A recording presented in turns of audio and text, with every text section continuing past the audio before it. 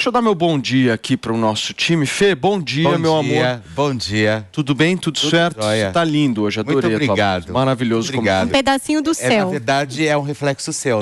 Obrigado, Felipe. Pois é. Como você é gentil. Olha só, hoje nós temos aqui os nossos 3 comentaristas que eu gostaria de apresentar para vocês. Em primeiro lugar, eu quero apresentar ele, que ontem fez caretas assim maravilhosas. Está bravo comigo, mas é um cara que eu gosto muito e tenho muito respeito e apreço. Senhoras e senhores, Fernando Conrado aqui no Morning Show, junto conosco. Tô bravo contigo. Não tô bravo contigo, sim. Tá sim, mas depois nós discutimos, Conradão, via WhatsApp. Se prepare porque tem áudio mais tarde. Fernando Conrado sentado...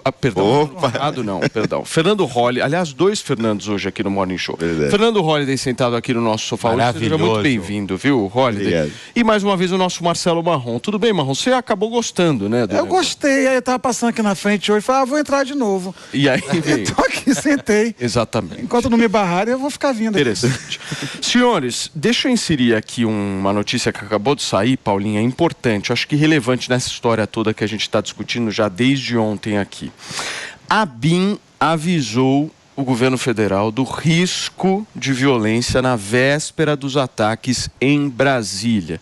Isso muda bastante o jogo, não muda, Holliday? Isso muda e muito, Paulo. Primeiramente, bom dia a todos aí que estão nos acompanhando pela rádio, pela TV Jovem Pan. Porque a ABIN, ela enviou um comunicado aos 48 órgãos do governo federal, dizendo que havia risco de violência nos atos do último domingo. O ministro da Justiça fez um despacho enviando, comunicando à Força Nacional para que tomasse conta da segurança ali de Brasília também.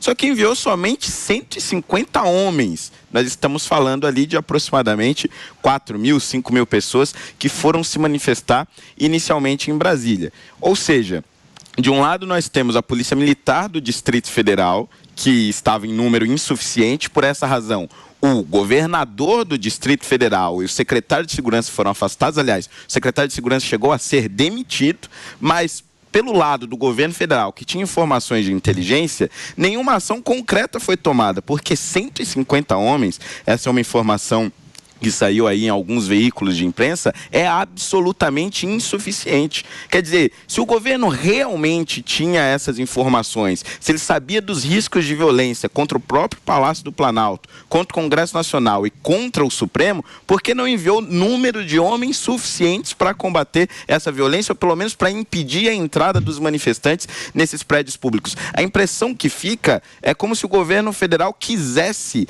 que esses atos de violência acontecessem. E veja, essa tese acaba sendo reforçada a partir do momento que nós vemos o protagonismo que o presidente da República assume agora nesse momento, convidando todos os governadores para essa reunião, com toda essa cena aí das autoridades indo nos prédios destruídos, etc., sendo que ele poderia ter impedido, com base nas informações da sua própria inteligência, que aquele desastre acontecesse. Agora, Conrado, como é que você enxerga essa notícia que saiu hoje, né? Porque se nós temos aí uma responsabilização por parte do governo federal, e mesmo se for um governo que esteja há uma semana, não interessa. Se estivesse há 1 dia, 2 dias, 3 dias e fosse avisado de que ações violentas podem vir a acontecer, a primeira coisa que um governo tem que fazer é se preparar ou ter algum tipo de ação concreta em relação a isso. Não o fez. E agora, que tipo de medida pode ser tomada? Nossa Justiça tomou uma medida contra o governador do Distrito Federal, né, pelos mesmos motivos. E aí contra o nosso ministro da Segurança e da Justiça parece que tem outra visão de mundo.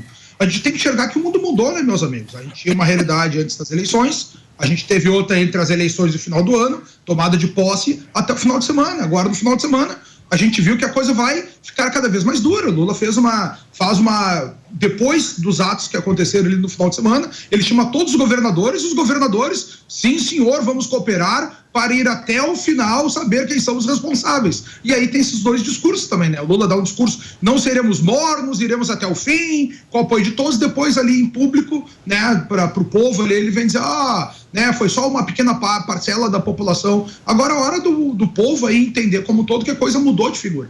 A gente tem agora que ser mais inteligente, né? Entender que as regras mudaram, que vai ser uma outra filosofia de vida, sermos fiéis a nós mesmos, né? Não nos...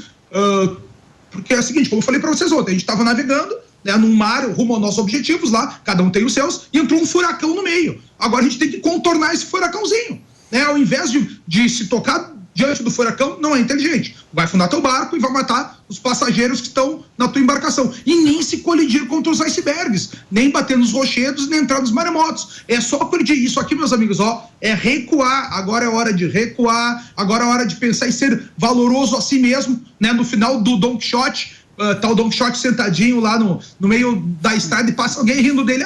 Esse aqui é aquele maluco que lutava contra os moinhos de vento. Daí ele disse pro cara assim, não, eu sei quem eu sou. Então tu tem que saber quem tu realmente é, do que tu é feito, saber que isso é o que interessa. E eu peço que vocês prestem bastante atenção no que a gente está vivendo e se lembrem disso e contem para as próximas gerações, porque agora a história vai ser toda modificada.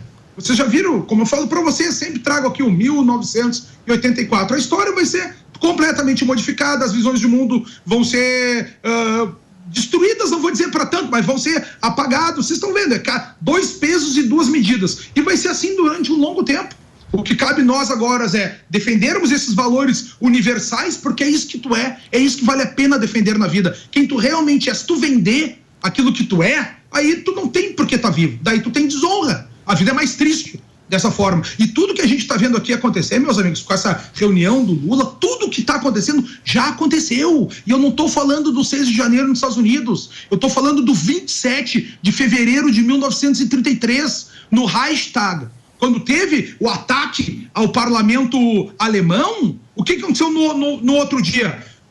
Veio um decreto, né, que facilitou as perseguições aos oponentes, fecharam a imprensa teve que calar a sua voz, né? A gente teve uma perseguição cada vez maior e o discurso do chanceler do governo alemão à época dizia o seguinte, sem piedade, e é o que vocês vão ver nesse discurso pró-democracia, que a gente não pode mais falar, sem anistia.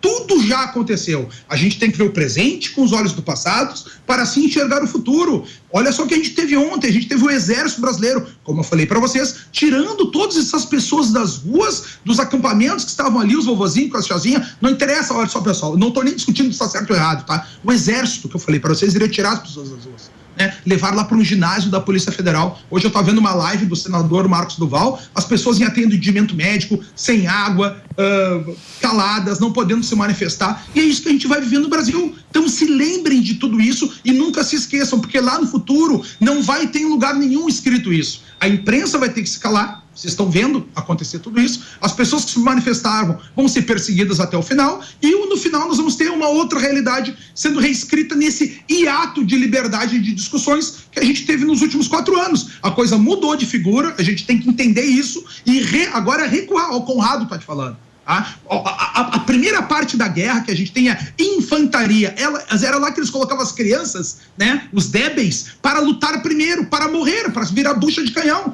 Agora tu não pode mais ser da infantaria. Agora tem que ser inteligente, tá? Recuar. E quando um esquerdista vier discutir contigo e tu não concordar, agora tu não briga mais. Antigamente eu ofendia, dizia retardado, burro, tu não sabe nada. Recuou. Agora a conversa é a seguinte: puxa, eu não tinha pensado por esse lado. E fica quieto. Entendeu? Não fala que tá certo também. Pô, eu não tinha prestado atenção nisso. É isso aí que vocês estão vendo. Agora tá o presidente Lula dizendo o que todos os governadores têm que fazer, e lá em Brasília já está acontecendo que tiraram o governador que foi eleito para colocar uma intervenção federal. É o Estado totalitário, diante dos teus olhos, né? Tu tá agora em uma concentração de presos que eu nunca vi traficantes serem presos desse jeito, ficarem 1000 horas ali sem alimentação, sem nada, 1000 horas a um dia, né? Mais de 1000 pessoas presas, né? Sem ter alimentação, sem nada, sendo retirados pelo Exército, aqueles gritavam SOS Forças Armadas, e sendo colocado agora num pavilhão da Polícia Federal.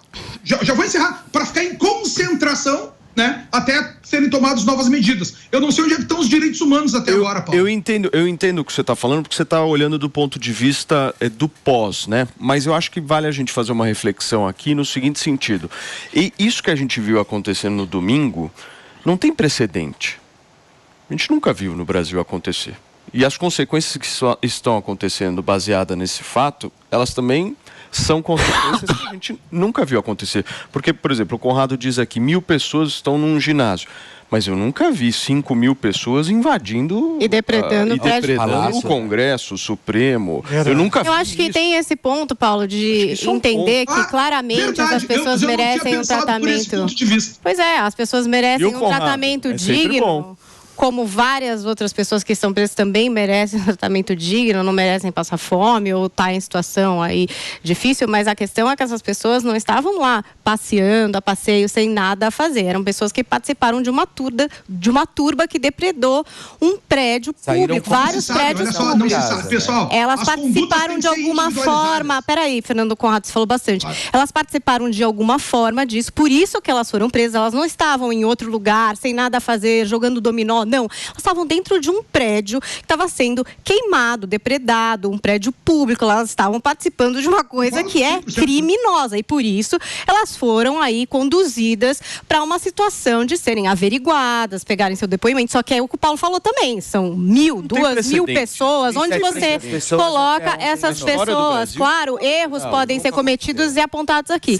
Agora, essas pessoas estavam participando de uma ilegalidade, de uma coisa criminosa que aconteceu, gente. Então, só esse ponto. Outro ponto que eu achei bom é do Fernando Conrado não xingar mais ninguém, que eu acho que é uma coisa boa em geral para a sociedade. Mas eu queria trazer uma coisa que o Holiday estava falando, e diretamente sobre o assunto que você perguntou, Paulo, e foi uma coisa que eu disse aqui ontem no programa. É muito importante que se apure não só quem incentivou, quem participou, quem quebrou, quem depreciou aí tudo que a gente viu nas imagens, mas de quem é a responsabilidade por conter isso, porque são várias as informações desencontradas a respeito de quem tem que se responsabilizar, quem sabia, quem não sabia, da dimensão do que estava acontecendo. E a gente sabe que esses prédios são prédios públicos, que têm uma segurança dedicada, porque são prédios visados. Então, à medida que a gente já sabia que tinham esses ônibus indo para lá, existe essa informação, que sabia-se dessa passagem. Então, assim, de quem é a responsabilidade por essa segurança? Como que chegou a escalonar esse ponto? A gente trouxe ontem as imagens que circularam na internet, você trouxe na sua fala, Paulo, de policiais que de repente estariam ali coniventes e tirando foto e tal. Isso é uma coisa séria, mas também é uma coisa séria essa informação de que a ABIN trouxe a inteligência, trouxe a informação. Foi alguma coisa que eu questionei ontem aqui. Cadê a inteligência? Como não se sabia de que isso poderia escalonar? Então, se sabia de quem é a responsabilidade, gente. Então, tem que se cobrar, claro, dessas pessoas que quebraram ali, de quem organizou isso, quem financiou, mas também do Estado em trazer essa resposta. Quem se responsabiliza também por essa falha de segurança? Por favor, Marrom, em seguida acho que o Conrado pediu a palavra. Eu acho incrível o poder da gente tentar mudar a natureza das coisas, né? Porque, embora a BIM já soubesse, é possível que já sabia mesmo, a responsabilidade é da polícia do distrito, né? E o Flávio Dino, se defendendo ontem, disse o seguinte, que não estava programado abrir aquele espaço. Resolveram abrir de repente porque a reunião tá pacífica, a turma tá de boa, vamos abrir. E aí deu no que deu. Em vez de ficar pensando na teoria da conspiração de que, poxa, de repente o Lula já sabia e deixou, se for para pensar em teoria da conspiração, a gente tem que pensar lá atrás. Que isso podia ter acontecido no governo ainda de Bolsonaro, nos últimos dias, mas aí a responsabilidade seria de quem? De Bolsonaro, que abandonou o país um dia antes de acabar o governo, que se omitiu totalmente, né? Ficou omisso totalmente desde o dia que ele perdeu, não tomou atitude nenhuma. Se isso acontece no governo dele, aí a responsabilidade é dele. Se isso acontece na posse, ia ser uma tragédia, né? Porque tinha muita segurança e muita gente que votou no Lula lá comemorando. Então foi programado para o primeiro domingo de governo do Lula. Isso para mim é muito claro. Calma aí, vamos fazer antes? Não, responsabilidade é Bolsonaro. Vamos fazer no dia da posse? Não, vai dar treta aí, vai dar um negócio, um caos. Pô, então calma aí, qual o melhor dia, então? Primeiro, domingo, que o domingo é o dia que está todo mundo ligado na televisão, é o dia da manifestação, é o domingo. Então, se for para acreditar em alguma teoria da conspiração, eu ainda prefiro ficar com essa, de que foi muito bem planejado, as pessoas sabiam, mas eu concordo com o Conrado no que diz respeito aos direitos humanos. Tem que estar lá tomando conta dessa turma. Embora estejam todos com celular, eles não estão presos, estão detidos. Então está todo mundo com celular, filmando, cantando hinos de louvor, fazendo culto. Essa associação dos evangélicos a esse tipo de movimento mostra bem, porque eu me sinto com muita propriedade para falar que eu sou do evangelho. Eu fico impressionado a dimensão que isso tomou. Parece que estavam esperando o Messias anunciado pela Bíblia e estão achando que é esse Messias aí, o Jair Bolsonaro. Idolatram, não respeitam as leis e tudo em nome de um Jesus que não pregou quebra-quebra, que não pregou gritaria, que não pregou pancadaria policial em cima de cavalo, entendeu? Que é o contrário, quando Pedro arrancou a orelha lá do discípulo, o Jesus falou, não é assim, não, vão te prender, mestre, calma aí, não é assim não, vem cá, curou a orelha do discípulo, entendeu? Então, se a gente quer se espelhar, se o evangelho quer se espelhar no Cristo, não é lutando assim, fazendo em nome de Deus nós estamos. Quantos vídeos eu vi de líderes religiosos falando o Supremo é o povo, o Supremo é o povo, dando força para esse tipo de movimento. Por isso que eu digo, a gente pode ter opinião diferente. Eu estou tendo a satisfação de conhecer esse rapaz aqui, que eu sempre vi pela televisão, eu penso diferente do Conrado, mas a gente não pode passar por esse momento sem repudiar o que aconteceu. Isso aí tem que ser assim, ponto pacífico, senão eu vou fazer igual o Conrado. Se esse cara chegar aqui e falar, não, os caras estavam certos, tinha que ter ido para lá mesmo, eu falo, não, beleza, eu não tinha pensado por esse. Vou tratar como louco, porque aquilo é uma coisa de louco, pensado, planejado, financiado, e há de se descobrir quem fez isso tudo. Muito bem, por partes aqui, Fê, eu vou passar para o Conrado, que ele tinha me pedido antes, e em seguida eu passo para você. Vamos lá, Conrado. Duas coisas só pro Marrom aqui, tem aquela parte também lá do Evangelho, em João 2, né? Que é os vendilhões do templo. Jesus chegou e deu um laço em todo mundo lá no templo. Não foi assim, Jesus era um cara, fazia umas coisas meio extravagantes também. Vamos voltar para nossa história aqui. A informação que o Holiday nos traz aqui é bem interessante, hein? Flávio Dino, e agora eu peguei aqui o decreto, ele chama a Guarda Nacional dia 7 de janeiro, sabendo que poderia ter alguma coisa para acontecer lá em Brasília, e aí ele determina a Guarda Nacional do dia 7 ao dia 9, e aí a Guarda Nacional coloca um efetivo a menor do que poderia ser, porque só para lembrar, né, se esse pessoal tava lá nos quartéis, é uma longa distância até o Congresso, dava para se mobilizar. Não tô colocando teoria da conspiração, né, tô só dizendo aqui, tem uma coisa estranha no ar aí, só para lembrar isso aí que me chamou muita atenção, isso que o Holiday nos traz aqui. Torres fez ali no comando da PM antes de viajar, né, no dia 2, antes dele ir para a Flórida. Então tem muita coisa que tem que ser apurada, acho que todas essas informações, como eu trouxe, são trazidas, e também é importante que a gente apure e entenda de quem é a responsabilidade também por essa falha na segurança. Paulinha, vamos continuar a nossa conversa aqui. Fê, agora é sua vez, meu príncipe. Olha, você sabe que ontem uma coisa que me chamou muito a atenção, uma história que me chamou muito, mas muito atenção assistindo a todos os noticiários, enfim, é ainda a questão do barulho, né? De muita gente falar assim, porque estavam infiltrados, né? Querendo dizer que a esquerda que estava promovendo esse tipo de coisa. Eu vou dizer uma coisa, eu assisti atentamente a todos os noticiários. Todos os noticiários. Inclusive foi gente identificada de direita. Então, ou seja, não me interessa. Não interessa. Isso não justifica. Porque tinham infiltrados, porque estavam promovendo, porque eles fizeram, porque eles promoveram isso também. Tinha que ter alguém que pudesse chegar e barrar uma história como essa. E falar, não vamos fazer isso. Não vamos acabar com um monumento do país. Não vamos acabar com a morada das leis, seja elas tortas ou não. Entendeu? Existem pessoas lá que comandam. Então, o povo brasileiro deve fazer o quê? Saber escolher melhor as pessoas. E não simplesmente votar por uma cesta básica. Sabe? É isso que a gente tem que entender. E não simplesmente ficar colocando aí se teve ou não infiltrado. Isso não é o discurso. né? Porque infelizmente eu ainda vejo esse tipo de coisa. Não, e se tem, provavelmente vai ser apurado, né? Porque as pessoas estão lá para serem averiguadas. Tinham infiltrados? Pode até ter, porque numa manifestação como essa a gente sabe que ocorre de absolutamente de um tudo, né? Mas que existiam uma boa parte ali de direita que foi identificada com nomes, dados e tudo, isso aí foi escancarado aí na mídia, isso é óbvio que foi.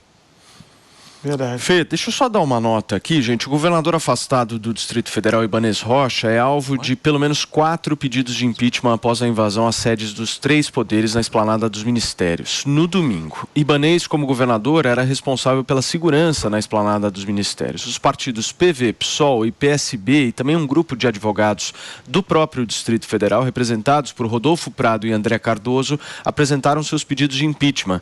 Depois do fim da invasão, na madrugada de segunda-feira, Ibanez foi afastado do governo por determinação do ministro Alexandre de Moraes. A medida vigorará por 90 dias. Roli, por favor. Eu queria colocar aqui 2 coisas, Paulo. Primeiro, deixar uma coisa muito clara. O governo federal, ele recebeu, isso é fato, ele recebeu os relatórios da ABIN dizendo que havia risco de violência e houve uma reação do ministro da Justiça com base nesse relatório de inteligência. Este é um ponto. Só que a reação do ministro da Justiça foi insuficiente. Assim como foi insuficiente a reação da Polícia Militar do Distrito Federal. O ponto é, se um é responsabilizado porque o outro ainda não foi. Ou, se em um caso está se apurando, porque em outro caso ainda não está se apurando. Este é um ponto que a gente tem que deixar claro aqui.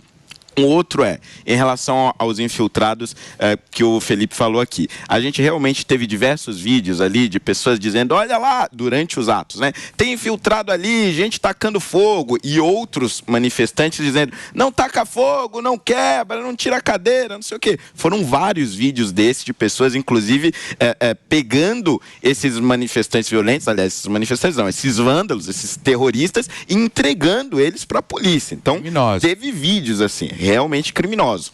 Mas é fato também que muitos outros manifestantes que inicialmente começaram pacíficos foram atraídos por esses criminosos, isso caíram ali na armadilha, no discurso da violência e acabaram entrando na onda. Então, a partir do momento que o fulano quebrou o vidro, mas é um infiltrado, mas eu entrei também, aí, gente, aí eu sinto muito.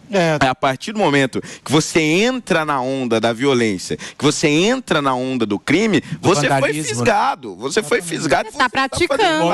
Sabe uma coisa que me chamou muito a atenção? Eu não sei se a gente tem a imagem aí, Vini, mas se a gente tiver, vale muito a pena. A caminhada do Lula ontem à noite com os ministros do Supremo Tribunal Federal. Só reparem numa coisa que eu quero que vocês reparem. No sorriso de Lula. Vocês precisam olhar para a cara de Lula e observar o sorriso dele. Um sorriso daqui até aqui, andando com todo mundo e tal. E quando ontem a gente chegou e falou... o Brasil é meu, né? Não, para entregar a redemocratização a sensação do Brasil. Que me passou foi o seguinte, muito obrigado, seus otários. Obrigado pelo presente que vocês me deram. Muitíssimo obrigado. Estou agora aqui andando graças a vocês. Sou agora o cara do paz e amor graças a vocês. Vocês me entregaram isso. Ontem você teve uma fala muito feliz nessa direção aí. Reparem no sorriso do cara. Quem mais lucrou com isso foi o Lula e o Alexandre de Moraes. Agora, em relação a isso que o Fernandão aqui está falando, é o seguinte, é histeria coletiva, cara. Eu sou palestrante, faço mestre cerimônia em muitas palestras. Fico botando palestrante no palco. Um dia eu vi um cara, o cara que era do BOP, sabe quem é? O Storani. E ele começou, era um negócio de vender macarrão. E ele começou a empolgar e eu estava na primeira fileira, porque eu entro no palco, boto outro palestrante e tal. Cara, e ele gritando, vamos vender macarrão. No final, eu tava gritando, vamos vender macarrão. É isso aí. Aí eu falei, eu não vendo macarrão, caramba, agora que eu tô me tocando. Isso acontece. Você vai com uma finalidade e acaba sendo levado a outra finalidade por causa da histeria coletiva. Aí você se sente poderoso. Aí você entra, você quebra. E o poder de quebrar... Agora, só retrucando um pouco o que o Conrado falou em relação ao vem de longe do templo, no caso de Jesus. Jesus não participava de baderna. Ao contrário, quando ele usou chicote, nesse caso que o Conrado está falando, foi para acabar com a baderna de quem levava cordeiro para ser sacrificado sacrificado, o cara falava, esse cordeiro é impuro. Como é que eu vou fazer? Eu vim de longe carregando esse cordeiro. Compra um com fulano ali na porta. Aí ele comprava, mas deixava o dele lá, que era vendido depois. O próprio cordeiro dele era uma farra com a fé. Jesus usou o chicote para acabar com a farra. Nesse caso aí, Jesus não participaria do negócio desse aí, a não ser que fosse para acabar com a farra. E eu percebo assim, que aquelas pessoas, elas quebraram a frustração, quebraram o ódio, entendeu? Os opilaram, entendeu? Mas foram no lugar errado, sabe? Em primeiro lugar, que eu acho que violência não cabe em lugar nenhum. Né? Em lugar nenhum. Mas você ir daquilo que é nosso, que foi construído, sabe, de uma forma tão bacana, um dos lugares mais lindos que eu já conheci na minha vida, eu acho que vocês sabem também, porque já passaram por lá. Poxa, é triste você assistir, principalmente tudo aquilo que nós vimos, as obras de arte sendo quebradas, talvez pessoas que nem sabiam qual era o significado. Ó o Lula feliz. Ó o Lula, ó. A cara do Lula, turma. Dá um foco aí, Vini, pra mim, por favor, dá um pause, só pra gente ver esse sorriso que conquista o Brasil. Mas cria uma imagem muito importante mesmo. Posso falar uma coisa? Esse sorriso dele...